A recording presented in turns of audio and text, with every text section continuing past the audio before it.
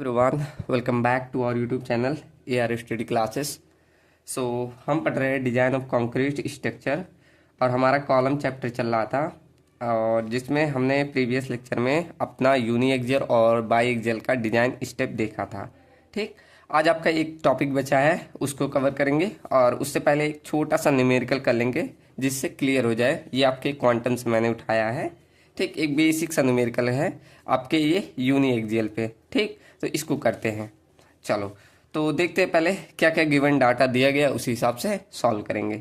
तो देखो क्या लिखा है क्वेश्चन में, design a reinforcement concrete square column. देखो कॉलम दे दिया है, स्क्वायर कॉलम है, गिवन डाटा में लिखते जाइए। अब कॉलम किस प्रकार का आपका स्क्वायर कॉलम है, मतलब सभी साइड इसके 500 mm और डेप्थ भी आपका 500 mm। सारी साइडें इसकी कितनी 500 mm 500 mm होगी। ठीक, to carry a ultimate load of 2000 kilonewton, मतलब इसने बोला कि पीयू की वैल्यू आपको दे दी 2000 kilonewton at an eccentricity of इतना 180 mm, मतलब आपको इसेंट्रिसिटी की वैल्यू ई की वैल्यू भी दिया है 180 mm। यूज M20Y ग्रेड और FE 415 का स्टील, मतलब आपका FCK की वैल्यू 20 है और FY की वैल्यू कितनी है 415 और यहाँ BD की वैल्यू तो आप जान ही गए।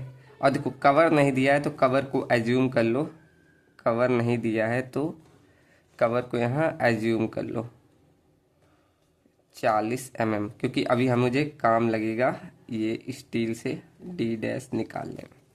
ठीक, ये सब आपके गिवन डाटा हो गए। अब इस क्वेश्चन में आपको डायरेक्ट जो मैंने स्टेप नंबर 3 बताया था, स्टेप नंबर 3 आप स्टेप वही लिख लीजिएगा जो बताया था कि हमें क्या करना है, design of column subjected to uni axial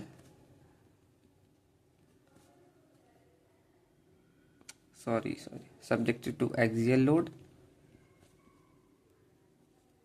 with uniaxial bending।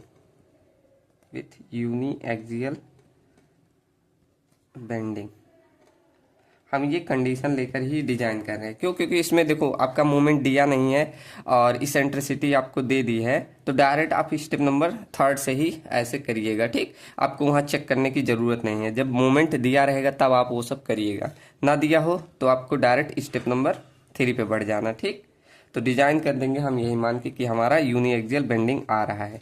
अब इस केस में हम क्या करते हैं, 3 चीज़ें निकालते हैं। फर्स्ट क्या निकालते हैं, D dash by capital D. अब कैसे निकालोगे D dash by capital D, यहाँ जाएंगे, ये सरिया हुआ हमारा। अब इस फिगर में आप ध्यान से देखिए, यहाँ से आपको निकालना पड़ेगा। ये आपका यहाँ तक की वैल्यू आपका क्या होता है डी डैश। अब डी डैश कैसे निकालोगे, इसका मैंने फार्मूला बताया था, क्या, cover plus dia of stirrup plus आपको क्या है, ये डाया ऑफ मेन बार का हाफ। ये सब आप सम करेंगे तब आपका डी डैश निकल आएगा। ठीक, आप सबको दिखा, यहाँ मैंने लिखा। ठीक, क्या लिखा, कवर प्लस थोड़ा सा अब दिख रहा होगा। ठीक, तो क्या किया, ये कवर लिख दिया यहाँ से यहाँ तक, फिर डाया ऑफ स्टीरप, फिर लॉन्गिट्यूडनल बार का हाफ, या इसे हम डाया ऑफ मेन भी बोल सकते हैं। इसको आधा करेंगे तो ये डी डैश निकल आएगा। ठीक, तो यहाँ पर आपको डाया ऑफ स्टीरप्स और मेन बार भी हमें दिया नहीं है, तो इस वैल्यू को भी आप एज्यूम करके लेके चलिएगा। ठीक, तो यहाँ पर मीटर लिखा, तो कवर हमें मालूम है 40 mm और ये डाया ऑफ स्टीरप नहीं, लेटरल टाई लिखिएगा, लेटरल टाई। इसका डाया आपको क्या करना पड़ेगा, एज्यूम करना पड़ेगा। तो लेटरल टाई का डायमीटर हम एज्यूम कर ले रहे हैं, चलो 6 mm।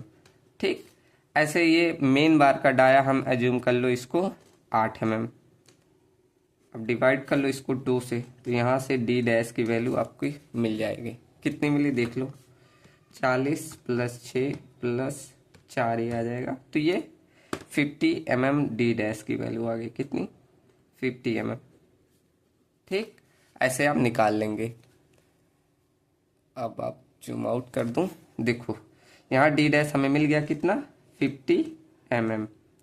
और कैपिटल डी की वैल्यू कितनी आ गई हमारी? कैपिटल डी आ गई थी, सॉरी कैपिटल डी तो हमें मालूम है 500 mm। तो यहाँ से इसको डिवाइड करोगे कितना आ जाएगा? 50 डिवाइड बाई 500। तो ये वैल्यू आ जा रही है 0.1। ठीक, तो इसको ले लेंगे 0.1। तो यहाँ से हमें डी डैश बाई डी की वैल्यू मिल गई। अब अगला कदम क्या होता है हमारा? ये मिल जाए तो हमें एक्स वैल्यू और वाई वैल्यू निकालते हैं, सेकेंड एंड थर्ड केस। क्या देखेंगे? एक्स वैल्यू क्या होती है हमारी? mu/FC BD स्क्वायर, ये होता है। तो mu की वैल्यू कैसे निकालते हैं? हमने बताया था mu इक्वल टू क्या होता है? PU इंटू ई, जो हमें ई मिनिमम बोल दो या ई जो दिया है वो लिख दो। ठीक, तो PU की वैल्यू हमें दी थी, कितना दिया है क्वेश्चन में? PU हमारा 2000 किलो न्यूटन में है। ये 2000 किलो न्यूटन, किलो न्यूटन को न्यूटन में बदल लो, ये 10⁻³ से मल्टीप्लाई इंटू ई मिनिमम के आपकी ई की वैल्यू दी है 180 mm। ठीक, तो ये आपका आ गया बेंडिंग मोमेंट mu की वैल्यू। ठीक, सबको समझ में आया ना mu कैसे निकालें? तो यहाँ mu ऐसे डायरेक्ट रख दो, अभी डिवाइड ही करना है। तो 0 into 10⁻³ into 180 mm upon FCK की वैल्यू भी हमें मालूम है, कितना? 20 था या 25? FCK हमारा था 20, ये हमारा 20 इंटू बी हमारा तो 500 ही है, कैपिटल डी भी हमारा 500 का स्क्वायर। अब इसे डिवाइड कर लो तो आपका एक्स वैल्यू आ जाएगा। करो, 2000 इंटू 10⁻³ इंटू 180, ये इतना आया। डिवाइड कर दो इसको 20 इंटू 500 इंटू 500 के स्क्वायर से, तो ये वैल्यू आ गई 0.0144। ठीक, एक बार फिर से डिवाइड करो, आंसर गलत आ रहा है। देखो 2000 into 10⁻³ into 180 divide by 20 into 500 into 500 का स्क्वायर। अब सही आ रहा है, 0.144 आएगा। ठीक, कितना आएगा? आपके एक्स वैल्यू आ गई 0.144। ठीक, ऐसे आप वाई वैल्यू निकालेंगे। वाई वैल्यू क्या है? PU/FC B into capital D. ठीक, तो PU की वैल्यू आपको मालूम है, अभी यहाँ ही लिखा 2000। अब किलो न्यूटन में, इसे न्यूटन में बदल लो 10⁻³ से मल्टीप्लाई करके। FCK आपका 20 हो जाएगा, B आपका 500 ही रहेगा और ये भी 500। ठीक, तो कर लो, कितना आ रहा है? तो 2000 इंटू 10⁻³ और ये डिवाइड हो जाएगा 20 इंटू 500 इंटू 500। तो ये वैल्यू आपकी आ गई 0.4। ठीक, आपकी y वैल्यू इतनी आई और x वैल्यू इतनी आ गई। अब आपको ये SP16 चार्ट पे जाना है और यहाँ जो जो वैल्यू मालूम है, जैसे हमें पहला मालूम था d डैश बाई डी, आपको दिख रहा होगा कितना हमारा आया था? 0.10। तो ये वाला चार्ट उठाना है और ग्रेड देखना है। ग्रेड कितना? 415। यहाँ देखो चार्ट नंबर आपको कहाँ जाना है? 32। इस चार्ट नंबर में जाएंगे तो आपको मिल जाएगा। ठीक, तो यहीं से ये चार्ट को उठाना है। उसके बाद हमें क्या देखना है? कहाँ पर हमारा ये इंटरसेक्ट कर रहा है। देखो मैं एक कर्व यहाँ बना दूँ। जैसे ये मेरा कर्व है, यहाँ नीचे जो x वैल्यू होती है वो mu/FC BD स्क्वायर, जो कि हमने कितना लाया है? 0.144। ऐसे हमने y वैल्यू लाया है PU/FC B इंटू डी बराबर लाया है 0.4। अब देखना है ये दोनों वैल्यू कहाँ जाकर मिलेंगी। ऐसे दोनों वैल्यू को एक साथ लाकर मिलाना है। उसके बाद जिस लाइन पे इंटरसेक्ट करेगी वो वैल्यू आपको ले लेना है। जैसे यहाँ पर मिला है कितना? 0.144 मतलब अगर लिया जाए तो ये वाला वैल्यू, उसके बाद इसको सीधे ले जाएंगे यहाँ पर, तो ये कहीं यहाँ कहीं मिलेंगी। मतलब यहाँ वैल्यू आपको क्लियर दिख नहीं रहा होगा, ये आपका आ जाएगा 0.09 के करीब, ठीक, इस चार्ट से। तो यहाँ पर ये जब दोनों मैं ऐसे इंटरसेक्ट कर रहा हूँ तो ये वाले वैल्यू जहाँ मिल रहा है आपको दिख नहीं रहा होगा इसमें, लेकिन ये 0.09 है, ठीक। आपको दिख रहा है कि नहीं सही से? देखो 0.02, 0.06, 0.08, 0.09, 0.010, 11, 12 ऐसे दिया है। आप देखेंगे मैं काफ़ी जूम कर दे रहा हूँ तो ये इमेज फट जा रही है। तो इस प्रकार आपको यहाँ से वो वैल्यू ले लेनी है। और ये वैल्यू क्या होती है सबको मालूम है, हमने पीछे जब पढ़ा था, स्टेप कर रहे थे तो वहीं हमने देख लिया था। ये क्या वैल्यू होती है? Percentage of steel divide by FCK equal to K. और के का मान जो हमारा इन दोनों से इंटरसेक्ट करके आता है, मतलब percentage of PT upon FCK बराबर हमें मिल गया कितना? ये 0.09, ठीक। अब तो आपका क्वेश्चन सॉल्व। हमारा मेन उद्देश्य क्या होता है? एरिया ऑफ स्टील फाइंड करना। अब आप सब लोग फाइंड कर सकते हैं, तो क्या कीजिए, परसेंटेज ऑफ स्टील यहीं से निकाल लो, एकदम इजी कर लो। Percentage of steel equal to, इसको इधर भेजोगे 0.09 इंटू FCK की वैल्यू हमें मालूम है 20, तो ये कितना आ जाएगा? 0.09 इंटू 20, तो ये वैल्यू आ गई 1.8। तो परसेंटेज PT की वैल्यू 1.8 आ गया। ये ऐसे रहने दो। अब हमें मालूम है परसेंटेज PT इक्वल टू क्या होता है। वी नो दैट, मैं स्टेप नहीं फॉलो कर रहा हूँ, डायरेक्ट अब लगाते चल रहा हूँ, ठीक। We know that percentage of steel equal to क्या होता है? Area of steel divided by B into D into 100। इससे मल्टीप्लाई करते हैं हमें परसेंटेज ऑफ स्टील मिल जाता है, मतलब PT, ये वैल्यू मिल जाती है। और हमें परसेंटेज ऑफ PT की वैल्यू मालूम हो गई। अब हमें एरिया ऑफ स्टील निकालना है, ये B into D into 100 equal to PT की वैल्यू हमने निकाल ली, कितना? 1.8। बस 1.8 रख दो, एरिया ऑफ स्टील यहाँ से निकाल लो। क्या करो? 1.8 इंटू ये B इंटू D मल्टीप्लाई हो जाएगा। और B इंटू D क्या होता है हमारा? वही 500 इंटू में 500 डिवाइडेड बाई, ये कैपिटल D है, इसे स्मॉल d मत समझना, ठीक। तो उसके बाद ये 100 नीचे चला आएगा, ये 100 से 100 कट गया, आपका एरिया ऑफ स्टील निकल गया। कितना आया? 500 इंटू 1.8, बस यही है ना, इंटू 5 है, तो ये आपका आ जाएगा 4500 mm स्क्वायर। कितना? 4500 mm स्क्वायर, 4500 mm स्क्वायर, ये आपका एरिया ऑफ स्टील आ गया, ठीक। मालूम है हमारा एरिया ऑफ स्टील आ गया कितना? 4500 mm स्क्वायर, ठीक। ये एरिया ऑफ स्टील आ गया। अब आप क्या कर सकते हैं? अज्यूम कर सकते हैं डाया ऑफ बार, एज्यूम करके, अज्यूम डाया ऑफ बार, आप कुछ भी अज्यूम कर लीजिए, वहाँ से नंबर ऑफ बार्स निकाल लेना, ठीक। ये सब लोग कर सकते हैं। चलो सब लोग ये कर लेना, बताना कितना अज्यूम किया और कितना आ रहा है नंबर ऑफ बार्स, ठीक। उसके बाद हम बढ़ जाते हैं अगला स्टेप, ट्रांसवर्स रेनफोर्समेंट पे। ट्रांसवर्स रेनफोर्समेंट पे, तो ट्रांसवर्स रेनफोर्समेंट के लिए मैंने बोला था दो चीजें चेक करो। पहला डाया ऑफ लेटरल टाई, उसके बाद सेकंड चेक किया जाता है कि उसमें स्पेसिंग कितना देना है, ठीक। तो एक केस चेक कर लेते हैं, डाया ऑफ लेटरल टाई, ये कितना देना है? तो इसको हम देते हैं, जो मेन डायामीटर रहता है उसको 4 से डिवाइड कर दो, एंड सेकेंड आप देंगे या तो 6 mm। इन दोनों में से जो वैल्यू आपकी मैक्सिमम आएगी वही वैल्यू क्या आपका रहेगा? डाया ऑफ लेटरल टाई, ठीक। तो यहाँ कुछ भी आप एज्यूम करके 4 से इसे डिवाइड करेंगे, ठीक। तो ये आप एज्यूम कर लीजिएगा, उसके बाद करेंगे ये भी वैल्यू आ जाएगी, ठीक। तो सब लोग करना इसको, ये तो इजी है, मैं इसे छोड़ रहा हूँ सबके लिए। एंड बी केस क्या करते हैं? स्पेसिंग देख लेते हैं, मैक्सिमम स्पेसिंग। अब इसको कैसे करते थे? या तो LLD आपका दिया नहीं, हाँ LLD तो आपका कितना हो जाएगा? 500 mm, तो LLD ले लेना, या तो आप 16 टाइम ऑफ 5 मेन के, और यह आपका थर्ड केस रहता है 300 mm। इन तीनों में से जो वैल्यू आपकी मिनिमम आएगी वो आपको क्या करना है?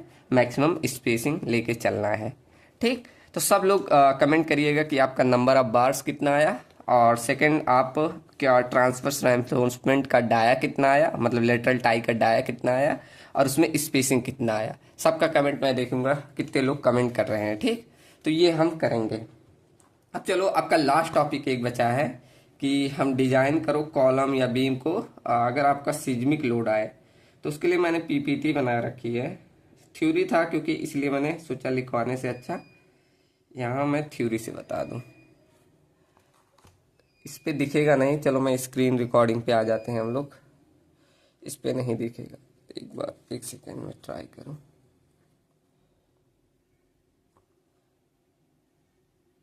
दिख तो रहा है।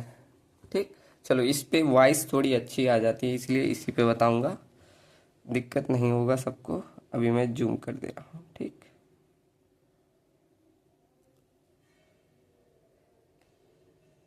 चलो तो देखो, हमें डक्टाइल डिटेलिंग पढ़नी है एज पर आईएस कोड। आपका ये मतलब सिलेबस में मेंशन किया है कि इसी कोड के आधार पर 139020 2016 के आधार पे। ठीक, 13920 और 2016 के आधार पे मतलब डक्टाइल डिटेलिंग पढ़नी है। अब देखो, पहला यहाँ इंट्रोडक्शन लिखा है कि हम डक्टाइल डिटेलिंग क्यों कर रहे हैं, ये उसको बारे में बता रहा है। तो देखो क्या लिखा है कि ductile detailing refers to a design. दिख रहा है ना सबको? आप लोग क्या कीजिएगा, क्वालिटी बढ़ा लीजिएगा तो और अच्छे से दिखेगा। ठीक, तो यहाँ पर लिखा है ductile detailing refers to the design and detailing of reinforcement concrete structure in such a way that they can undergo large deformation without sudden failure and earthquake.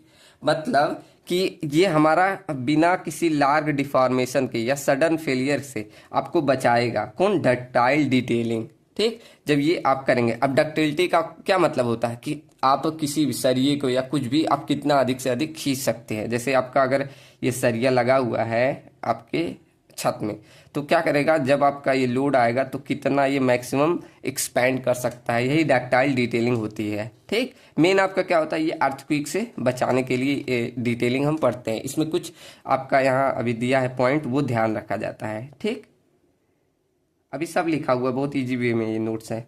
As per ये कोड के आधार पे ductile detailing is provide to ensure energy dissipation. मतलब जो यहाँ earthquake द्वारा energy आ रहा है उसको डिसिपिएट करना, मतलब कम करना। And ductility and safe structure in seismic region, मतलब जो भी आपका भूकंपीय क्षेत्र है उसमें एक सेफ स्ट्रक्चर आपका रहे। ये सब हमारा ये आईएस कोड बता रहा है कि क्या क्या आप करो, ये सब इंस्ट्रक्शन अभी देगा। ठीक, अब देखो आगे क्या लिखा है कि ऑब्जेक्टिव ऑफ डक्टाइल डिटेलिंग। क्या क्या ऑब्जेक्टिव है, डक्टाइल डिटेलिंग हम क्यों कर रहे हैं, इसका ऑब्जेक्टिव क्या है? To prevent brittle failure of structure. आपका जो स्ट्रक्चर है उसमें ब्रिटल टाइप फेलियर ना हो, इसको बचाता है। ठीक, एंड सेकेंड हमारा क्या करता है, टू इंश्योर डक्टाइल बिहेवियर।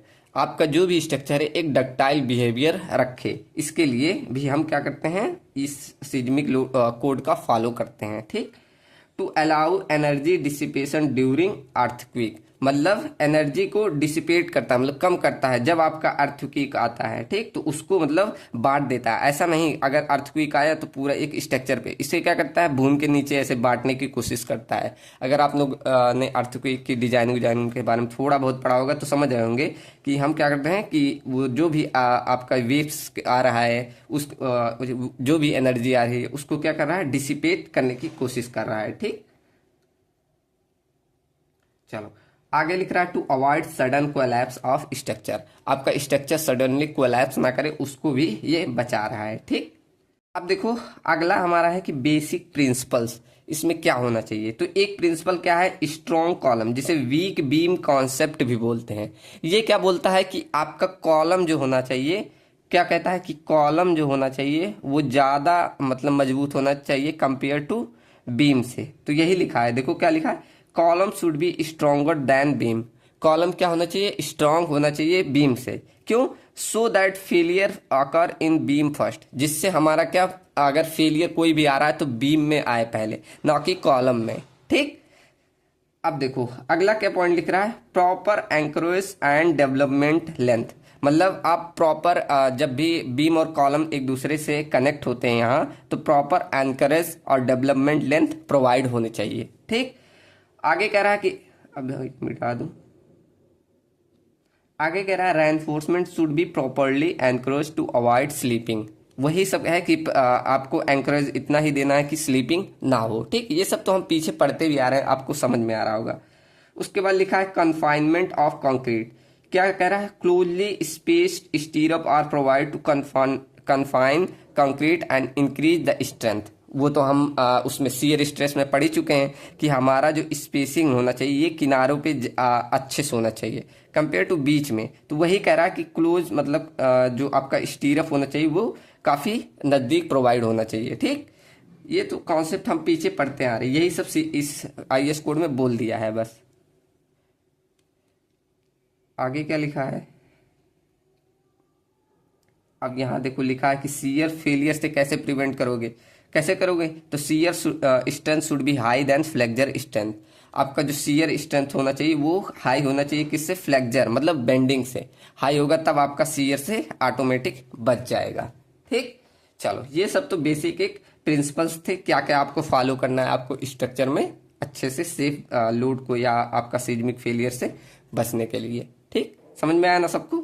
अब यहाँ एक एक की डिटेलिंग पढ़ेंगे, जैसे बीम की डिटेलिंग, ऐसे कॉलम की और सब चीज़ की करना पड़ता है। ठीक, ये सब कुछ मतलब IS कोड में एक एक पॉइंट दिए हैं, बस ज़्यादा नहीं, आपको इतना जितना दिया है यही लिख देंगे, बहुत नंबर मिल जाएगा। ठीक, तो यहाँ देखो बीम की डिटेलिंग में क्या क्या करना है, हमें जो पीछे पढ़ते हैं ना वही सब पॉइंट है। क्या? Minimum 2 bars at the top and bottom में प्रोवाइड करना है। At least 25% of top reinforcement should B continue at support. ठीक, तो 25% रेनफोर्समेंट कंटिन्यू होने चाहिए किस पे? सपोर्ट पे। क्लोजली स्पेस स्टीरअप्स होने चाहिए, कब? Near the beam ends. ये सब तो आपको कॉन्सेप्ट पहले से मालूम है कि हम जब बीम के किनारे आ जाते हैं तो वहां पर स्टीरअप्स कैसे? बहुत क्लोज होने चाहिए। अगर नहीं रहते क्यों? क्योंकि वहां पर हमने पढ़ा था पॉजिटिव निगेटिव बेंडिंग मोमेंट, पूरा एक आपको ऐसे PPT बना के बताया था। ठीक, सबको समझ में आया होगा। स्पेसिंग इन स्टीरअप्स वही ध्यान देना है। तो ये हमारा बीम डिटेलिंग में हो गया। और स्पेसिंग, अच्छा ये इसी में ज्वाइंट है कि स्पेसिंग कितना देना है, स्पेसिंग इन ऑफ स्टीरस में कितना देना है, जब वही क्लोजली आ जाए तब तो कितना देना है। देखो आपको D/4 या 100 mm इतना तक देना है। जब आप किनारों पे वो जो क्लोजली बोलते हैं दिया जाता है कितना? D/4 या 100 mm तक देना है। और उसमें हुक कितना प्रोवाइड करना है? 135 डिग्री। ये अबाउट बीम के लिए हो गया। चलो ऐसे सेम कॉलम के लिए देख लेना है आपको। एक बार ये PPT आपको मिल जाएगी। आपको नोट्स के लिए मैंने बोला है कि आप मेरे नंबर से कांटेक्ट कर लीजिएगा 9919424196। इस नंबर पे आप व्हाट्सअप कर दीजिएगा, ये 96 है। ठीक, मैं आपको नोट्स भेज दूंगा, तो ये खुद आप एक बार पढ़ेंगे तो आपको और अच्छे से क्लियर हो जाएगा। सिर्फ व्हाट्सअप मैसेज करिएगा। ठीक, चलो अब यहाँ से बढ़ते हैं हम कॉलम डिटेलिंग पे। कॉलम डिटेलिंग में क्या करना है? लॉन्गिट्यूडनल रेनफोर्समेंट आपका कितना होना चाहिए? 0.8 से लेकर 6% ऑफ ग्रॉस एरिया का प्रोवाइड होना चाहिए। मिनिमम 4 बार्स रेक्टेंगुलर कॉलम में रहना चाहिए। प्रोवाइड लेटरल टाइप्स मतलब जिसे हम स्टीरस बोलते हैं एट क्लोजिंग स्पेस पे। अगर आपका मतलब जहां पर ऐसा हो कि भूकंप आने की संभावना, वहां स्पेसिंग कैसा? क्लोजिंग रखना चाहिए। ठीक, ना कि आप देखते होंगे अगर गाँव में तो काफी ऐसे दूर दूर तक स्पेसिंग दी जाती है, ये मैक्सिमम 300 mm तक ही दी जाती है। ठीक, इतना स्पेसिंग दी जाती है अगर जहां पर भूकंप आने की ज्यादा संभावना नहीं रहती। लेकिन अगर आपका ये भूकंप आने की संभावना है तो स्पेसिंग या जिसे लेटरल टाई बोलते हैं उसे कम से कम देना चाहिए। कितना बोल दिया है कि less than equal to 100 mm at critical region, जहां पर मतलब इसकी ज्यादा संभावना, वहां पर कम से कम आपको 100 mm तो प्रोवाइड ही करना है। उसके बाद क्या बोला है? Special confinement reinforcement provide at column and and joint पे, prevent buckling and crushing failure को, ये सब प्रिवेंट करते हैं। ठीक, चलो ऐसे आपका बीम कॉलम जॉइंट पे है, मतलब जहां पर ये दोनों ज्वाइंट कर रहे हैं वहां पर क्या करना है। जैसे बीम और कॉलम, ये आपका बीम हो गया और ये कॉलम, जब ये ज्वाइंट कर रहे हैं तब आपको क्या करना है, यही तो होता है। तब यहाँ पर आपको क्या करना है? तो वही कह रहा प्रॉपर एंकरेज दो, प्रोवाइड क्लोजली स्टीरप्स मतलब प्रोवाइड करना है, यहाँ पर क्लोजली स्टीरप्स प्रोवाइड करना है। ठीक, दूसरे कलर से दिखाऊं तो आपको यहाँ पर क्या ऐसे क्लोजली स्टीरप्स प्रोवाइड करने हैं। ठीक, जब आप यहाँ पर बीम कॉलम जॉइंट पे आए, उसके बाद joint should be resist high shear force, जो ये ज्वाइंट आप दे रहे हैं ये शियर फोर्स को अच्छी तरह से रजिस्ट करे। ठीक, चलो आगे क्या लिखा है, लैप स्प्लाइसेस। लैप आप समझते हो ना, एक ज्वाइंट, लैप ज्वाइंट या ऐसे, तो वही बोला है कि should not provide near the joint. Joint पे जैसे लैप यही बोलते हैं, एक दूसरे को ऊपर ऐसे रखना है, सरिये को या कोई भी स्ट्रक्चर को। तो ये कह रहा है कि ज्वाइंट के नियर में नहीं करना है, प्रोवाइड मिडिल रीजन में, और कितना नॉट मोर देन 50% बार, मतलब 50% बार एट वन सेक्शन पे नहीं रहना चाहिए। ठीक, तो ये लैप के बारे में बोला।